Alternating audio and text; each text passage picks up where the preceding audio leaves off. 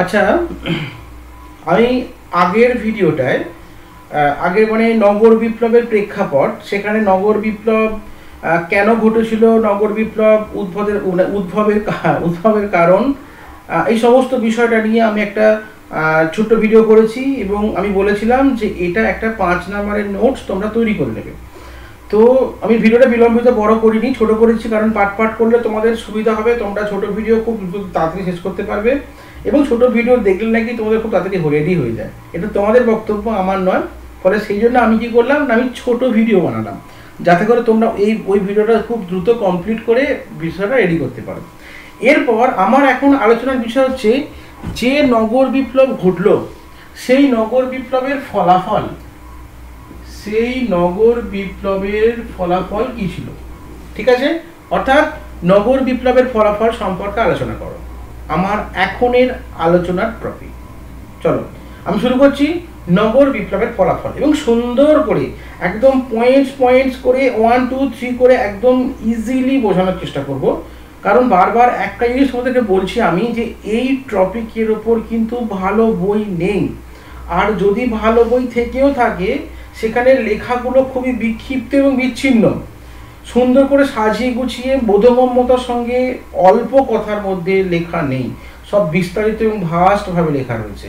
তো যারা মনে হবে যে এই অ্যানসিয়েন্ট ওয়ার্ল্ড সিভিলাইজেশন সম্পর্কে জানতে চাও বা অ্যানসিয়েন্ট ওয়ার্ল্ড সিভিলাইজেশন সম্পর্কে ভিডিওগুলো বুঝতে চাও, তারা অবশ্যই এই ভিডিওগুলো দেখবে। আর তোমাদেরকে বারবার একটা কথা বলি যে বন্ধুদের এই ভিডিওগুলো শেয়ার করো যাতে সাবস্ক্রাইবারটা বাড়ে, নিজেরাও লাইক করবে এবং ভিডিওটা দেখার পর লাইক কমেন্ট শেয়ার যেটা হয় তোমরা বোঝো, এই বিষয়গুলো বলতে হয় না, কারণ সাবস্ক্রাইবারটা না বাড়লে ভিডিওটার ভিউজ বাড়বে না, সোজা কথা।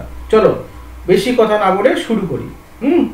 তাহলে নগর বিপ্লবের প্রভাব যদি আসে, আমি আলাদা করে প্রভাব লেখাচ্ছি না, আমি কারণ ফলাফল একসঙ্গে করতে বলেছি। তাহলে ওখানে কারণের সমস্ত ভূমিকা টুমিকা বানিয়ে নিয়েছি আমি, আমার কারণ শেষ হয়ে গেছে, এবার আমি ফলাফল পয়েন্ট করেছি, ফলাফল পয়েন্ট করে শুরু করছি। প্রথমে শুরু করব নগর বিপ্লবের সামাজিক ফলাফল। ওটা খুব সুন্দর হবে। আমি আগের যে ভিডিওটা করেছিলাম সেই ভিডিওটা পুরোটাই পয়েন্ট করে বলেছিলাম সামাজিক ফলাফল। চলো সামাজিক ফলাফল, নগর বিপ্লবের সামাজিক ফলাফল, এখানে আমি সুন্দর করে পয়েন্ট করে করব। দেখো প্রথমেই বলি নগর বিপ্লবের ফলে আমি আগে লাস্ট পয়েন্ট আলোচনা করেছি যে সমাজের অনেকগুলো শ্রেণীর উদ্ভব ঘটেছে। নগর বিপ্লবের শাসন এবং নানান পেশার উদ্ভব ঘটছে। তাহলে নগর বিপ্লবের ফলে শাসন ব্যবস্থা ও নগরে নানান পেশার মানুষের উদ্ভব ঘটছে। আবার বলছি, নগর বিপ্লবের ফলে নগরের শাসন ব্যবস্থা প্রবর্তিত হচ্ছে, আর কি না নগরে নানান পেশার উদ্ভব ঘটছে। এই যে নানান পেশার কথা বললাম, এই নানান পেশার মানুষকে তিনটি ভাগে ভাগ করা হয়েছে। থ্রি টাইপস, তিনটি ভাগে ভাগ করা হয়েছে। কি কি না, প্রথম শ্রেণী, দ্বিতীয় শ্রেণী এবং তৃতীয় শ্রেণী। কি কি বললাম না, প্রথম শ্রেণী, 2 দ্বিতীয় শ্রেণী, আমার বলার সঙ্গে স্পিডে লিখতে গেলে হাতে লেখা এমনিই খারাপ হয়ে যাবে, নাম্বার 3 তৃতীয় শ্রেণী, আর এমনি ইতিহাসের লোকের হাতে লেখা খারাপ হয়। তাহলে প্রথম শ্রেণী, দ্বিতীয় শ্রেণী এবং তৃতীয় শ্রেণী। এবার বলি, এই যে প্রথম শ্রেণীর কথা বললাম, প্রথম শ্রেণীর মধ্যে কারা কারা আছে না, প্রথম শ্রেণীর মধ্যে আছে রাজা আছে, পুরোহিত আছে এবং অভিজাত আছে। কি বললাম, রাজা, পুরোহিত ও অভিজাত। তাহলে প্রথম শ্রেণীর মধ্যে কারা কারা আছে, প্রথম শ্রেণীর মধ্যে যে রাজা আছে, পুরোহিত আছে এবং অভিজাত আছে। দ্বিতীয় মধ্যে কারা আছে, সৈনিক আছে, বণিক আছে, নাবিক আছে। কারা আছে, সৈনিক, বণিক ও নাবিক, এটা দ্বিতীয় শ্রেণী। আর তৃতীয় শ্রেণীর মধ্যে কারা আছে, কৃষক আছে, কৃতদাস আছে আর শ্রমজীবী মানুষ আছে। ওকে, তাহলে দেখো আমি বললাম মানে অ্যাকচুয়ালি সামাজিক ফলাফল বলতে গেলে কি বিষয় আলোচনা করতে হবে, নগর বিপ্লবের ফলে যেমন নগরে শাসন ব্যবস্থা প্রবর্তিত হয়েছিল, তার ফলে তার সাথে সাথে নানান পেশার উদ্ভব করেছিল।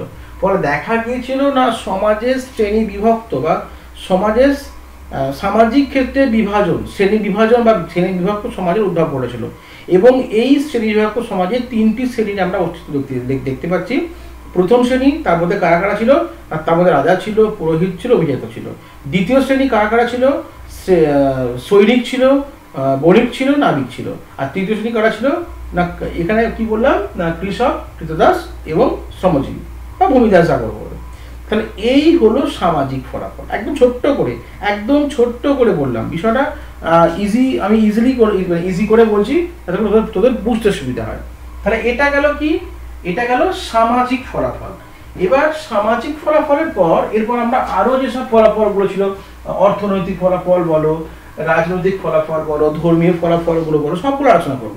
নেক্সট আমরা আলোচনা করছি কি, নাম্বার 2 এ না, রাজনৈতিক ফলাফল। ওকে, তাহলে রাজনৈতিক ফলাফলের মধ্যে কোনটা বেশি পড়ে দেখো। এখানে নগরায়নের ফলে আমি কি বলেছি যে রাজ শক্তির উদ্ভব করছে, ঠিক আছে। নগরায়নের ফলে রাজ শক্তির উদ্ভব করছে। রাজ শক্তির উদ্ভব ঘটা মানে কি, সেখানে রাজার একাধিপত্য প্রতিষ্ঠা হচ্ছে। রাজার একাধিপত্য প্রতিষ্ঠা হওয়ার ফলে সেই জায়গার উপর পুরো রাজার নিয়ন্ত্রণ। কৃষিক্ষেত্রে বলো, জলসেচ ব্যবস্থার ক্ষেত্রে বলো, সবটাই রাজার নিয়ন্ত্রণে চলে আসছে। আর রাজা হয়ে উঠছে কি, রাজা হয়ে উঠছে সবাই প্রধান। তাহলে কৃষিক্ষেত্রের ফলে আমি কি বললাম, রাজনৈতিক ক্ষেত্রে রাজার একাধিপত্য প্রতিষ্ঠা হচ্ছে। রাজার একাধিপত্য প্রতিষ্ঠার ফলে সেই অঞ্চলে যা কিছু ঘটছে সবের প্রধানকে না, সবের প্রধান হচ্ছে রাজা। তাহলে রাজা হচ্ছে সবের প্রধান, রাজাকে ফাঁকি দিয়ে কোনো কিছু করা যাবে না। যেহেতু রাজা সবকিছুর প্রধান, তাহলে কৃষি ব্যবস্থা বলো, সেচ ব্যবস্থা বলো, বা রাষ্ট্রের সমস্ত বিষয় বলো, রাজা হয়ে উঠছে সর্বসর্বা। শুধু রাজা ইহজাগতিক নয়, পরজগতেও, মানে কি বলা হচ্ছে, রাজা হচ্ছে ঈশ্বরের প্রতিনিধি। অর্থাৎ রাজাকে ঈশ্বর পার্টি যেমন শাসন করতে, তাহলে রাজা ইহজগৎ যেমন শাসন করবেন, আবার পরজগতে গিয়েও শাসন করবেন। ফলে রাজার কি হচ্ছে, রাজার একাধিপত্য বৃদ্ধি পাচ্ছে। অর্থনৈতিক ক্ষেত্রে বলো, ধর্মীয় ক্ষেত্রে বলো, প্রশাসনিক ক্ষেত্রে বলো, তার কর্তৃত্বই সর্বসর্বা, ঠিক আছে। এই যে রাজনৈতিক কর্তৃত্ব প্রতিষ্ঠা, তাহলে নগরের ওপর কার কর্তৃত্ব থাকছে, নগরের ওপর রাজার কর্তৃত্ব থাকছে। এই কর্তৃত্ব নিয়ে শুরু হলো প্রশ্ন যে কার কর্তৃত্ব থাকবে। একজন মানুষের 2 ছেলে, সে মারা যাবার পর তার যে নগরের ওপর নিয়ন্ত্রণ ছিল সেই নগরের ওপর কার নিয়ন্ত্রণ থাকবে 2 ছেলের মধ্যে। ফলে এই কর্তৃত্ব নিয়ে শুরু হলো কি না, এই কর্তৃত্ব নিয়ে শুরু হলো যুদ্ধ। ফলে শুরু হলো কি, নগরে কার কর্তৃত্ব থাকবে সেই নিয়ে যুদ্ধ। কারণ রাজনৈতিক ক্ষেত্রে কিন্তু একটা ব্যাপক পরিবর্তন আসছে। এটা কি বললাম, রাজনৈতিক বললাম। বুঝতে না পারলে একটু ব্যাকে গিয়ে দেখে নিবি। ছোটভাবে ভিডিও ছোট করার চেষ্টা করছি, বারবার এক কথা রিপিট করছি না, যেটা বললাম সেটাকে শুনে নিবি। আচ্ছা, নেক্সট বিষয় কি না, নেক্সট হচ্ছে সাংস্কৃতিক ফলাফল। 3 নম্বরে হলো সাংস্কৃতিক ফলাফল। আচ্ছা, সাংস্কৃতিক ফলাফলের মধ্যে ভালো করে বুঝবে বিষয়টা, একটু ডিটেলসলি বুঝবো। তাহলে আমরা দেখতে পেলাম যে নগরায়ন ঘটে গেছে বা নগর বিপ্লব ঘটে গেছে, একাধিক নগরের উদ্ভব ঘটেছে এবং সেখানে ব্যবসা বাণিজ্যের প্রসার ঘটেছে। ব্যবসা বাণিজ্যের প্রসার ঘটা মানেই কি, মানে ব্যবসা বাণিজ্যের প্রসার ঘটা মানেই কিন্তু একটা জিনিস চলে আসছে কি না, সেটা হচ্ছে হিসাব, পরিমাপ, ওজন, এইসব চলে আসছে। তাহলে এইগুলোর জন্য কিন্তু একটা এক্সট্রা সংখ্যা তত্ত্ব দরকার, একটা ওয়ার্ড, একটা লিপির দরকার। ফলে এই সময় থেকে নগরায়ন যখন ঘটছে বা নগর বিপ্লব যখন ঘটছে, তখন থেকে কিন্তু সাংস্কৃতিক ক্ষেত্রে 2টো পরিবর্তন ঘটছে। একটা দেখতে পাচ্ছি যে আমরা লিপির উদ্ভব ঘটছে। যেমন আমি এক্সাম্পল হিসেবে বলতে পারি যে মিশরে হায়ারোগ্লিফিক লিপি। কি মিশরে কোন লিপি, মিশরে হচ্ছে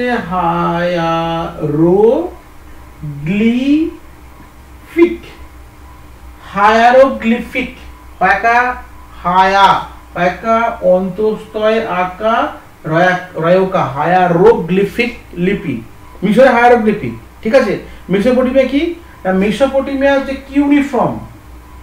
আচ্ছা, আমি ছোট শর্ট ফর্মে মেসো লিখে দিচ্ছি। হ্যাঁ, তোমরা কিন্তু সবটা লিখবে। মেসোপটেমিয়ায় কি ছিল? কিউনিফর্ম। মেসোপটেমিয়ায় কিউনিফর্ম ছিল। আর কি ছিল? মাইসেনি। মাইসেনিতে কি ছিল? লিনিয়ার। মাইসেনি, ময়াকা হর্ষই দন্তস্বয়িকা দন্তনা হর্ষই, মাইসেনিতে ছিল কি? লিনিয়ার। ওকে, তাহলে দেখো সাংস্কৃতিক ক্ষেত্রে দেখা যাচ্ছে না এই সময় নগর বিপ্লবের ফলে লিপির উদ্ভব ঘটছে, বিভিন্ন লিপিমালা বা লেখমালার উদ্ভব ঘটছে। তার মধ্যে আমরা মিশরে কি দেখতে পাচ্ছি? মিশরে পাচ্ছি হাইরোগ্লিফিক লিপি, মেসোপটেমিয়া পাচ্ছি কিউনিফর্ম লিপি, আর মাইসেনিতে পাচ্ছি আমরা লিনিয়ার লিপি। তাহলে লিপির ক্ষেত্রে একটা পরিবর্তন ঘটলো। আর কি সাংস্কৃতিক ক্ষেত্রে পরিবর্তন ঘটেছে? না, স্থাপত্য এবং ভাস্কর্যের ক্ষেত্রে। স্থাপত্য এবং ভাস্কর্য। কেন কেন স্থাপত্য ভাস্কর্যের ক্ষেত্রে মানে উৎকর্ষতা বা পরিবর্তন ঘটছে? একটা জিনিস ভালো করে বোঝো, যখন নগর তৈরি হতে যাবে, নগর মানে বৃহৎ প্রাসাদ, বৃহৎ বাড়ি, বৃহৎ নকশা, বৃহৎ ডিজাইন। তো সেইগুলো করার জন্য কিন্তু কিছু ডিজাইনার দরকার, কিছু স্থপতি দরকার, যারা এই জিনিসগুলো তৈরি করবে। তাহলে এইগুলোর কারণেই কিন্তু পরবর্তীকালে দেখা যাচ্ছে কি না, স্থাপত্য এবং ভাস্কর্যের ক্ষেত্রে নতুন নতুন ধারা বা নতুন নতুন বৈশিষ্ট্য উদ্ভব করছে। হলো, এবার নেক্সট পয়েন্ট হিসেবে বলবো ধর্মীয়। নাম্বার 4, ধর্মীয় ফলাফল। ওকে, ধর্মীয় ফলাফল। ধর্মীয় ক্ষেত্রে কি ফলাফল দেখা দিচ্ছে ভালো করে বোঝো। আমি বলেছিলাম যে নগরের একজন প্রধান থাকতো, কোনো কোনো নগরে দেখা যাচ্ছে পুরোহিতরাই প্রধান। তাহলে কোনো কোনো নগরে আমরা দেখতে পাচ্ছি যিনি পুরোহিত ছিলেন তিনি হচ্ছেন শাসক। ভালো করে বোঝো, মন দিয়ে বোঝো, ভালো করে বোঝো। কোনো কোনো নগরে পুরোহিতই ছিলেন শাসক। আমি সরে যাচ্ছি, কোন দিকে যাবো রে? আচ্ছা, এই সরে যাচ্ছি। কোনো কোনো নগরে পুরোহিতই ছিলেন শাসক। যেহেতু পুরোহিত ছিল শাসক, অতএব তার মানে শাসক প্লাস ধর্মের লোক। তাহলে কি হবে না, দুটো যখন শাসক এবং ধর্মের লোক একজন ব্যক্তি, তখন কিন্তু ধর্মের দিকটা প্রচন্ড গুরুত্বপূর্ণ ভূমিকা নেবে। কেন না, তিনি প্রথম পুরোহিত, পরে তিনি শাসক। ফলে জনগণের ধর্মীয় জীবন কিন্তু ব্যাপকভাবে পরিবর্তন ঘটবে। আমরা দেখতে পাচ্ছি কি যে বেশিরভাগ সভ্যতা হচ্ছে নদীমাতৃক সভ্যতা, আর নদীকে কেন্দ্র করে এই সভ্যতার বিকাশ ঘটেছিল। যেহেতু নদীকে কেন্দ্র করে বিকাশ ঘটেছে, মানুষের প্রধান জীবিকা ছিল কি? কৃষিকাজ। আর কৃষিকাজ ঠিকঠাক ভাবে হওয়ার জন্য, ফসল ঠিকঠাক করে তোলার জন্য মানুষ কি শুরু করেছিল না, মানুষ শুরু করেছিল বিভিন্ন প্রাকৃতিক শক্তির পূজা করতে। আর এই প্রাকৃতিক শক্তির পূজা করতে মানুষকে বাধ্য করেছিল কারা? না, পুরোহিতরা। ভালো করে বোঝ, ধর্মীয় ক্ষেত্রে কি পরিবর্তন আসছে? যখন পুরোহিতই হয়ে যাচ্ছে শাসক, তখন কিন্তু মানুষের ধর্মীয় জীবনের উপর ব্যাপক প্রভাব ঘটছে। রাজা যদি আলাদা হয়, শাসক আর পুরোহিত যদি আলাদা আলাদা হয়, তাহলে এতটা সমস্যা হয় না। কিন্তু যদি রাজাই পুরোহিত হয়ে যায়, তাহলে কিন্তু সাধারণ মানুষের ধর্মীয় জীবন দুর্বিষয় হয়ে উঠবে। কারণ নদীমাতৃক দেশ, যেহেতু নদীমাতৃক দেশ হওয়ার কারণে কি হয়েছে না, এখানে বেশিরভাগ ক্ষেত্রে মানুষ কৃষির উপর ডিপেন্ডেবল ছিল। আর কৃষির উপর নির্ভরশীল হওয়ার কারণে এখানে কি হয়েছে, মানুষ ফসল ঠিকঠাক সময় তুলতে হবে, যেন এবারে ফসল বন্যায় না ডুবে যায়, যেন এবারে ফসল কৃষি পোকায় না কেটে দেয়। তার জন্য বিভিন্ন দেবতা পূজা করা হচ্ছে। হে সূর্য দেবতা, এবারে রোদ কম করে দাও, রোদ্দুর কম করে দাও, যাতে ফসলটা বাঁচে। ফলে এর ফলে কিন্তু দেখা যাচ্ছে না, বিভিন্ন প্রাকৃতিক শক্তি বা দৈব শক্তির উপর মানুষের বিশ্বাস কিন্তু খুব বাড়তে থাকছে। আমরা দেখতে পাচ্ছি এই সময় একাধিক নতুন দেবতার উদ্ভব ঘটছে। হ্যাঁ, একাধিক নতুন দেবতা। যেমন আমরা দেখতে পাচ্ছি কি মিশরে সূর্যের দেবতা রে। মিশরে সূর্যের দেবতা হচ্ছে রে, রে। তাহলে মিশরে সূর্যের দেবতার উদ্ভব ঘটছে, যার নাম হচ্ছে রে। আবার মিশরের তোমার নীল নদের দেবতা, হচ্ছে ওসিরিস। মিশরের নীল নদের দেবতা ওসিরিস। ওকে, তাহলে মিশরের নীল নদের দেবতা নাম কি বললাম? ওসিরিস। আবার মেসোপটেমিয়ায় সূর্যের দেবতা হচ্ছে সামাস। মেসোপটেমিয়ায় সূর্যের দেবতা হচ্ছে সামাস। ঠিক আছে, ঠিক সেরকম ভাবে বৃষ্টির দেবতা এনলিল এইভাবে একাধিক দেবতার কিন্তু আমরা উদ্ভব দেখতে পাচ্ছি। তাহলে ধর্মীয় ক্ষেত্রে কিন্তু একটা ব্যাপক পরিবর্তন আসছে। লাস্ট এবং শেষ পয়েন্ট আলোচনা করব, সেটা হচ্ছে লৌহ যুগের সূচনা বা লোহার আবির্ভাব। 5 সরে যাচ্ছি, দাঁড়াও। লোহার আবির্ভাব, ওকে। লাস্ট পয়েন্ট, লোহার আবির্ভাব ঘটছে নাকি এই নগর বিপ্লবের মধ্য দিয়ে। কিভাবে না, আমরা দেখেছি যে নগর বিপ্লবের সময় কৃষি উৎপাদন বৃদ্ধি পেয়েছিল, ঠিক আছে, কৃষি বৃদ্ধি পেয়েছিল। কৃষি উৎপাদন বৃদ্ধি পাওয়ার কারণে কৃষির যে উপকরণ, কৃষির যে সরঞ্জাম, সেই কৃষি সরঞ্জামটার উপর প্রচুর গুরুত্ব দেওয়া হয়েছিল। এই যে কৃষি যে সরঞ্জাম, সেটা তৈরি হয়েছিল কি দিয়ে? তামা দিয়ে। ভালো করে বুঝবি, লোহার আবিষ্কার হচ্ছে কিভাবে হচ্ছে। লোহা তো এমনটা তো নয় যে লোহা পৃথিবীতে ছিল না, ভালো করে বুঝ। তামাও পৃথিবীতে ছিল, লোহাও পৃথিবীতে ছিল, টিনও পৃথিবীতে ছিল, কিন্তু মানুষকে সেটাকে ব্যবহারযোগ্য করে তুলতে হয়েছে।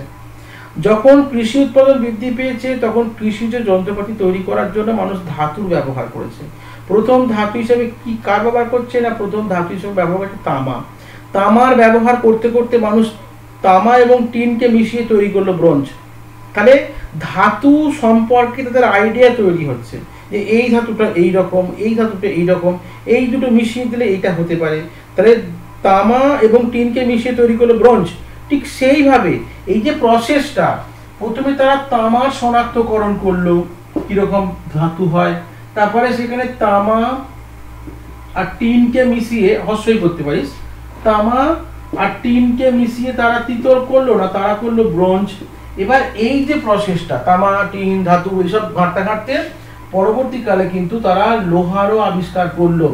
এখানে বলছে লোহার আবিষ্কারের ক্ষেত্রে মেনলি পশ্চিম এশিয়া, এশিয়া মাইনরের, এশিয়া মাইনরের হিট্টাইট কারা না, হিট্টাইট, হয় হস্যই টয় টয়াকা হস্যই ট। কোথায় বাড়ি এদের? এদের বাড়ি হচ্ছে এশিয়া মাইনর। ক্লিয়ার? কোথায় বাড়ি না, এদের বাড়ি হচ্ছে এশিয়া মাইনর। এশিয়া মাইনরের হিট্টাইটরা প্রথম লোহার ব্যবহার শুরু করেছিল এবং তারপর থেকে গোটা ওয়ার্ল্ডে আস্তে আস্তে লোহার প্রসার ঘটছে। ঠিক আছে, তাহলে আমি আলোচনা করলাম কি, এরপর ধরো তোমরা এটা করলে পুরো পয়েন্টসগুলোকে তোমরা পার্ট পার্ট ভূমিকা কিন্তু একটা বানাবে। বারবার বলছি, ধরো আলাদা করে দিল, ধরো আলাদা করে কোশ্চেন দিল, নগর বিপ্লবের ফলাফল আলোচনা করো। তাহলে কি করবো তোমরা তখন কিন্তু তোমরা একটা ভূমিকা, আগের ভূমিকাটাও নিয়ে নিতে পারো, বা প্রেক্ষাপটটা নিজের ভাষায় ছোট্ট 2-4 কথা লিখতে পারো। লেখার পর শুরু করলে, এর ফলাফল যখন শুরু করলে, তখন ফলাফলের প্রথম যা পয়েন্ট আছে যেগুলো আছে সেগুলো আলাদা করে লিখলে। লেখার পর একটা উপসংহার করতে হবে। উপসংহারটা কিভাবে বানাবে না, যেরকম তোমরা বানাও, যে প্রসেসে করা যায়, যে সভ্যতার বিকাশের ক্ষেত্রে নগর বিপ্লব একটা উল্লেখযোগ্য বা গুরুত্বপূর্ণ ঘটনা। এবার শুরু করলে যে সভ্যতার বিকাশের ক্ষেত্রে নগর বিপ্লব এক উল্লেখযোগ্য গুরুত্বপূর্ণ একটা ঘটনা।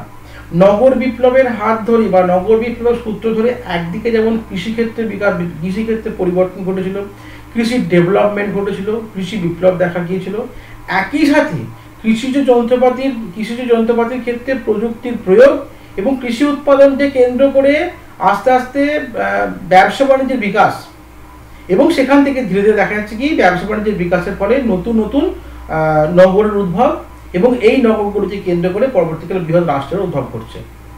এরা একটা নিজের মতো করে সুন্দর করে একটু সাজিয়ে গুছিয়ে একটা কি বলবো, একটা 5 নাম্বার নোট তোমরা বানিয়ে নেবে। হ্যাঁ, এখানে তোমরা এটা উল্লেখ করতে পারো, মানে যেটা বুঝলে যে সাংস্কৃতিক ক্ষেত্রে মানে প্রত্যেকটা বিষয়, প্রত্যেকটা পয়েন্টসকে এক লাইনের মধ্যে ঢুকিয়ে, আমি যেমন বললাম যে পয়েন্টের মধ্যে কি বললাম, যে রাজশক্তির উত্থান ঘটছে, অর্থনৈতিক ক্ষেত্রে দেখা যাচ্ছে কি যে নতুন নতুন পেশার উদ্ভব ঘটছে, সাংস্কৃতিক ক্ষেত্রে নতুন লিখন পদ্ধতির আবির্ভাব ঘটছে, আর তার সঙ্গে আমি যেটা মানে লিপিগুলো বলার দরকার নেই, নতুন লিখন পদ্ধতি ঘটছে, স্থাপত্য ক্ষেত্রে উন্নতি ঘটছে, প্রাকৃতিক শক্তির পূজা শুরু হচ্ছে। এই রকম পুরো বিষয়গুলোকে ছোট্ট করে একটা পয়েন্টের মধ্যে আলোচনা করে একটা নোটস তোমরা বানিয়ে নেবে। ঠিক আছে, এটা ছোট্ট একটা ভিডিও করলাম 20 মিনিটের মতো, 20 মিনিট সামথিং হয়তো হবে। তো তোমরা, আমার মনে হয় তোমরা বিষয়টা আরও উৎসাহ পাবে যে ছোটো ভিডিও 20 মিনিটের ভিডিও আমাদের এক্ষুনি হয়ে যাবে, তোমরা একদম সুন্দর করে রেডি করে নেবে। এনি প্রবলেম, এনি হাও, এনি সমস্যা তোমরা কিন্তু কমেন্ট করে দেবে। আর বারবার বললাম, লাইক, সাবস্ক্রাইবার অ্যান্ড শেয়ার। চলো আজকের মধ্যে এটুকুই, সবাইকে শুভরাত্রি, গুড নাইট জানালাম। আর যখন তোমরা দেখবে তখন তো সকালবেলা হয়ে গেছে, কিন্তু এখন তো রাত্রিতে। তো নেক্সট দিন, নেক্সট ক্লাস, নেক্সট যখন আমি অ্যাট প্রেজেন্ট অফলাইন থাকবো বা তোমাদের সঙ্গে বসে আমি তোমাদের সঙ্গে আলোচনা বা পড়াশোনা হবে, তখন কিন্তু এই বিষয়গুলো আমি তোমাদের কাছ থেকে দেখতে চাইবো, এবং তখন তোমরা আমাকে সুন্দর করে নোট আকারে বানিয়ে দেবে। এগুলো ফেলে রাখো না, ফেলে রাখলে অসুবিধা হবে, কারণ সেমিস্টার সিস্টেমে প্রচুর প্রেশারের চাপ, পড়াশোনার চাপ থাকে। এই চাপের মধ্যে কোনো জিনিস ফেলে রাখা মানে তোমাদের সমস্যা। এটুকু রাখলাম আজকে, এটুকুই বলে নেক্সট দিন, নেক্সট ভিডিও, নেক্সট টপিক।